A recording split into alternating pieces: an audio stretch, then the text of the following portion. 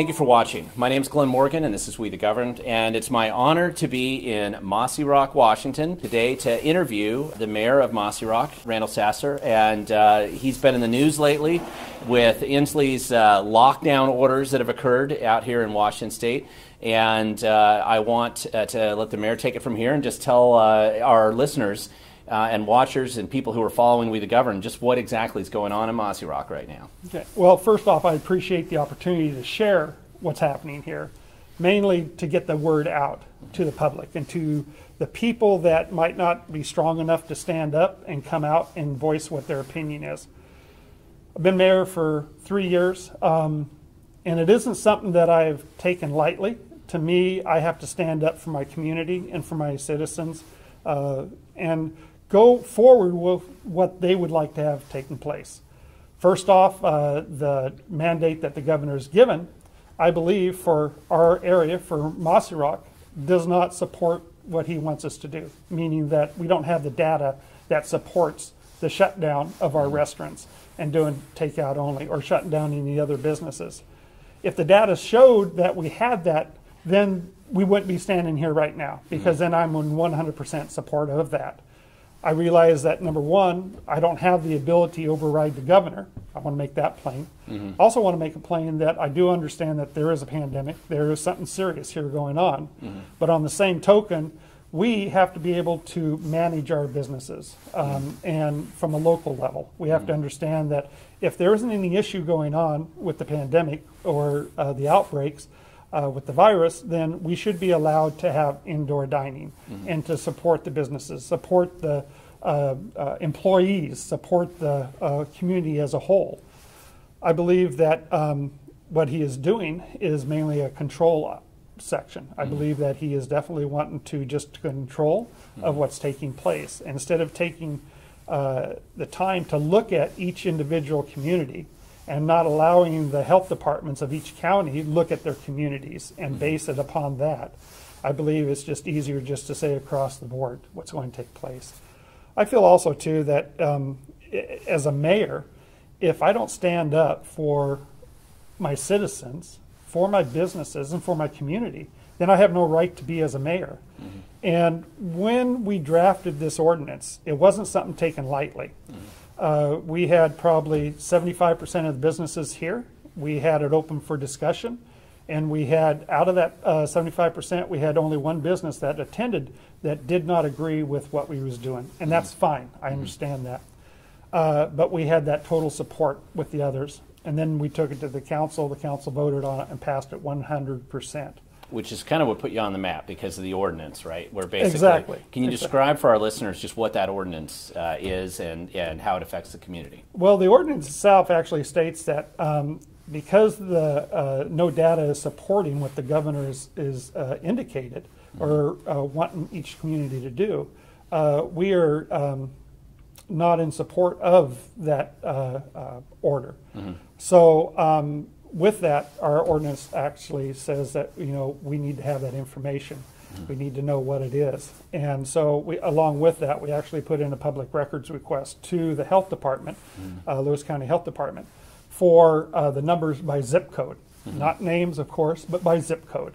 Then that gives us a tool, all citizens a tool, to identify which areas are the hot spots. If we know that, let's say, for example, Packwood is a hot spot, well, definitely you would not go that direction because there's more of a chance of doing that. If you are a local person, you just want to stay here, and where you don't have anything going on, we'd be able to have indoor dining, then you'd be able to eat here and so forth. I think it's important to have that tool to help govern what's taking place within our state. It doesn't violate any HIPAA regulations, to my understanding, because we're not asking names, just zip codes. Other states are doing that, other counties are doing that, so it should not be an issue to get that information, and hopefully we'll be getting that information. Do you feel that, I know since you passed the ordinance, the media has kind of flocked to Mossyrock. I know you've been interviewed by King 5, Cairo News, a number of different stations. The way they're reporting that, this story locally to the rest of the community, which is probably mostly focused in the Seattle area, but what element of the story do you think that they're missing when they're reporting on what's going on out here? I believe the one element they're missing, there's quite a few elements. One is the suicide rate. If we look at the suicide rate in Mossyrock, I believe it was at 17 so far this year. Okay. And normally, I believe it's between 3 and 5. Okay. I might be off a little bit on those numbers, but I believe those are pretty close, accurate. It doesn't also talk about the child abuse. It doesn't talk about the spousal abuse. It doesn't talk about the alcoholism. It doesn't talk about the drug overdose. You know, so there's a lot of issues that are not being brought to the surface, because right now COVID is the hot topic. So, but along with that, it's these other topics that are very tragic also that needs to be addressed because of the lockdowns, because of the restrictions. I just, I'm saddened because none of that is being brought up to the surface. And it's part of the story. It isn't just a certain segment dealing with just COVID. I think we have to look at the whole picture. And I do not believe that is taking place within our news agency. You know, right now the big push is how is the vaccine going to be distributed? There again, that's a hot topic, but we're forgetting about the other part of the story, which is a major part of the story that is not being addressed.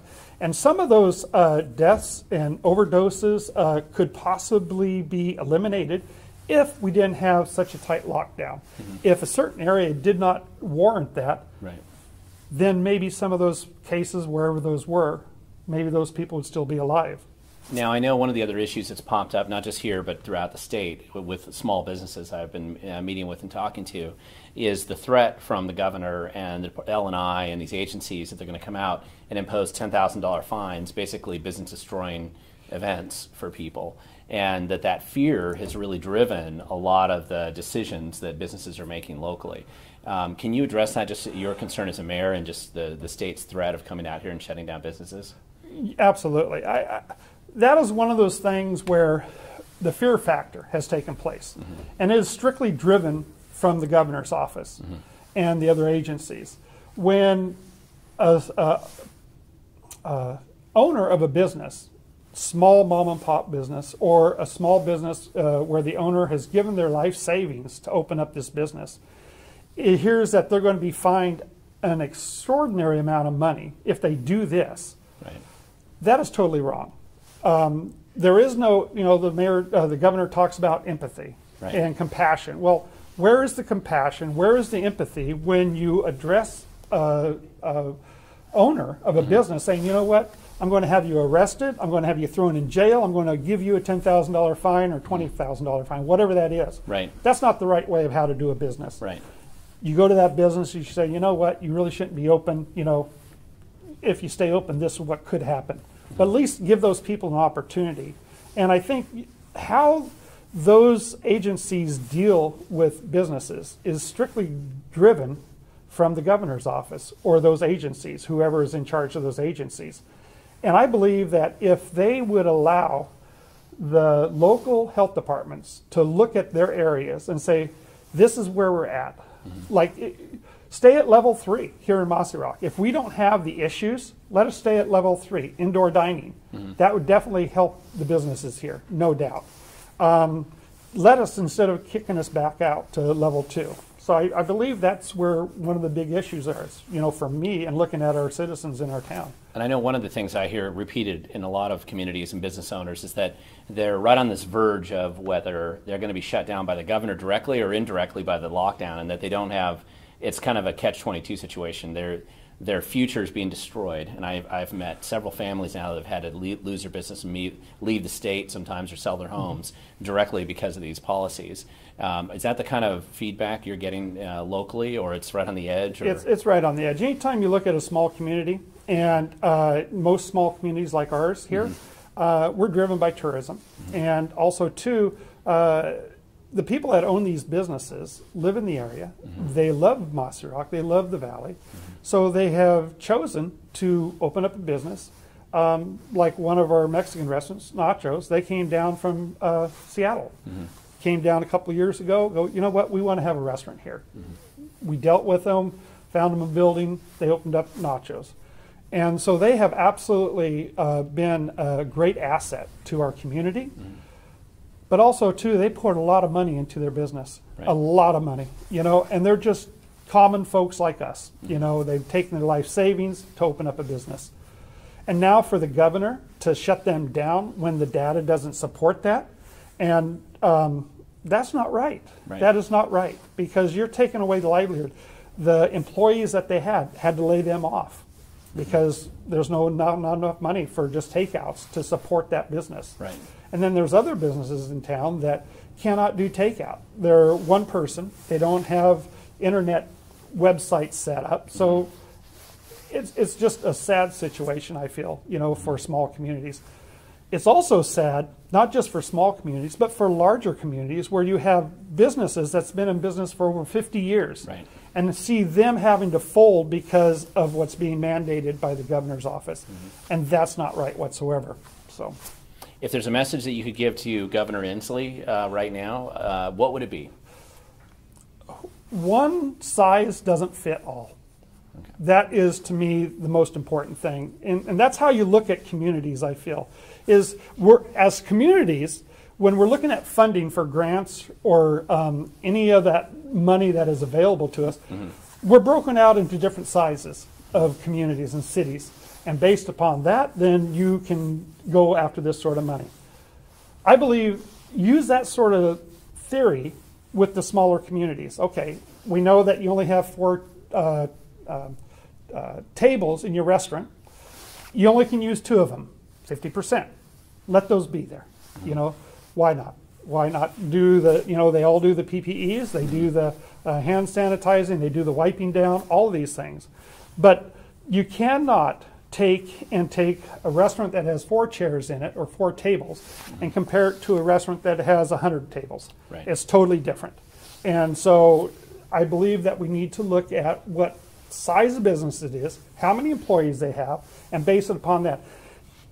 And I believe the reason why they can't do that is that they do not allow the local health departments to deal with that sort of thing. Because from a state level, they don't have enough people that can go around and do that. But local health departments would have more of the ability to do that, to go and look at these businesses, say, yeah, you know, we don't have an outbreak in our 98564 zip code, and so let's go ahead and go down, allow them to stay open. Okay. At a level 3. Not to be full open, but keep it at the level that's mandated by the governor instead of kicking us backwards. Right. To me, if we're wanting to go forward, you don't look back, you look forward. Right. You know, so. Yeah. Well, with that, I want to thank you so much for taking the time to speak to our listeners and explain to them what's going on in Mossyrock. And with that, just for the lockdown stories, is there anything else you want to add to it? Absolutely. Okay. Yeah. I have one other thing I want to say. Sure, yeah. What have we heard about the flu season? We haven't heard much about the flu season. We haven't heard that it's a problem right now. Yeah. There's nothing that comes out that talks about how many flu cases there are. Last year, a couple weeks ago, we would have had 1 death. We haven't had any talk about the flu season right now. Why is that? I don't understand that portion of it, because we're supposed to be in ramping up for the flu season, and that was a double-edged sword that was supposed to be hitting us. And if that's the case, where's those numbers? Right. And so to me, the numbers that we are being fed as citizens are the numbers that the governor's office wants us to see and hear, and not really the true story. And I believe that if we don't stand up as citizens, as leaders of our community, and share and push to get those numbers, there's no way that we can go ahead and make full decisions on what's best for our community, best for our constituents, and for our businesses in town, and for the county-wise. You know, so I mean, it's very important. You know, right now Lewis County is broken up by commissioners, and in our district, District 3, I believe we had, I think it was 80. We'd have to double check those numbers, but it isn't such a number where we're having issues here. It's less than 1% as far as based upon our 20-some thousand citizens in District 3. How many of them in our zip code? Have no idea. No idea. Right. You know, and I think that we have to push to get those numbers as far as what they are, and to understand what's going on in our communities. And that's our job. That's our job as mayors and leaders of our community, is to get those numbers. And if we don't stand up and try to get those numbers, then I feel that we're not doing what we should do, that we have been elected to do.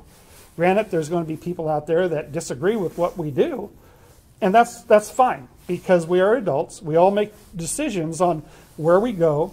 You're up for election next year. And that's and that's fine. You Right. know, you got to take the good with the bad. Right. And you are driven by what is right for the people, and how you make those decisions is by the data that is given to you, not the skewed data, but all the data. And then with that, then you can make the right decisions on what to do and how to go forward. And that is not what's happening right now within our state. Okay. Well, thank you so much for taking the time to speak with me here and with our listeners at We the Governed. And there you have it from Mossyrock, Washington, a response to Governor Inslee's lockdown. Again, one size doesn't fit all, and you'll see as we go around the state that there's a lot of similar stories like this that we see here in Mossyrock. Thank you so much for taking the time, Mayor. Okay. Thank you for watching. My name is Glenn Morgan. This is We the Governed. We are in the town of Mossyrock here today, and it's my honor to be interviewing Police Chief Roger Morningstar for both Morton and the City of Mossyrock. Yes. And we're going to be talking just about Governor Inslee's lockdowns and how it's been affecting the local community here today. Now, earlier I interviewed the Mayor Sasser from Mossyrock, and he talked about the ordinance that the city has passed to kind of support local businesses in this lockdown kind of era that we're living in. But I think one of the first questions that people may be wondering is, will the police chief of Mossyrock be enforcing the governor's mandates on local businesses? No, we're taking the standpoint of we're here to educate and to help people make healthy decisions, but as far as any criminal enforcement or law enforcement action taken for any of this, that's a role for the health department, not for law enforcement. We're following the same suit as the State Patrol has already stated they would, and in our local county sheriff's office. Okay. And I know that the one thing that businesses have been intimidated and concerned about lately is whether Governor Inslee is going to send out his agents from various agencies to come out here and impose large fines on local businesses because he can. When people are asking about that, I know they're terrified about the governor coming out and harassing local businesses that way. How would you respond to those concerns? So it's definitely a concern. You know, we're not going to do anything to promote that. We'll do everything we can to support our local businesses. You know, we're a community police agency. We support the community. We're not a just the facts man, agency, and we've got great support from both our mayors and our city councils. And so it's going to be community first. You know, as far as if the governor sends somebody in, that's on the governor. We're not going to take any proactive role to support that. Okay. If you had a message for Governor Inslee right now, what would that be? If I was to say anything to Governor Inslee, I would say to look at the needs of the local community and try and take a step back and understand how this is impacting the families of our communities, the increase you see in mental health, and not just the suicides. Suicides is the issue, but the increase in substance abuse we're seeing and domestic violence. Understand that this is, when it comes to public health and community health, it's all of it. It's not just the coronavirus is something to be concerned about, but there's so many other secondary issues that are going to very quickly become primary issues for us. And I think once schools open up, we're going to see a torrent of issues that we got to deal with our students. And so I would hope that the governor would look at this and realize that there's the whole health of the community that we need to realize and put first. Is there anything that any other message you'd want to have for the community members here, or for maybe other police chiefs around the state? Yeah, we've got their backs, and the community overwhelmingly supports the police department, and we return that tenfold. We support them, and any police chiefs wondering whether or not they should, need only to fall back on the state constitution and the U.S. Constitution, and remember their oath of office. So I understand recently there was an incident that occurred at the Lemon Tree. Could you explain that to our listeners? Yes, so we have a local business here in Mossyrock that it's called the Lemon Tree Cafe. They do lunch, they've got coffees and such, and they were operating doing what they had to make sure that PPE was followed and so forth. And we had an issue where some LCB agents came in and LCB stands for Liquor and Cannabis Board agents came in, right? Because this business happened to have a liquor license at the time, and that what I've seen was probably miscommunicated and mishandled at that point, and it seemed to be when you had somebody come in and rather than just educate, which is what their own agency said, it turned into more of a fear-mongering thing, threaten them to go with jail time, with fines right off the bat, to the point that that business pulled their liquor license. Something that when I spoke with Liquor and Cannabis Board supervisors, they said that's absolutely not what we wanted to have happen. That could have been a mistake on their part. However, that mistake has consequences and it trickled throughout the community. And that's not what we want to see. That's not what we promote. And it's one of those, again, side effects of fear, where now it impacted how they operate their business, it impacted what business they can provide to the community, and then that eventually would trickle down into whether or not they can stay open. And now we have unfed families, we have people out of work, and that impact is then going to be felt on all the rest of us taxpayers. So it was really unfortunate. I made an effort to contact the sheriff's office. I again contacted Liquor and Cannabis Board myself. I spoke with the mayor, and I think we've been able to rectify some of that. But it's something that we're seeing, and hopefully we don't see much of anymore.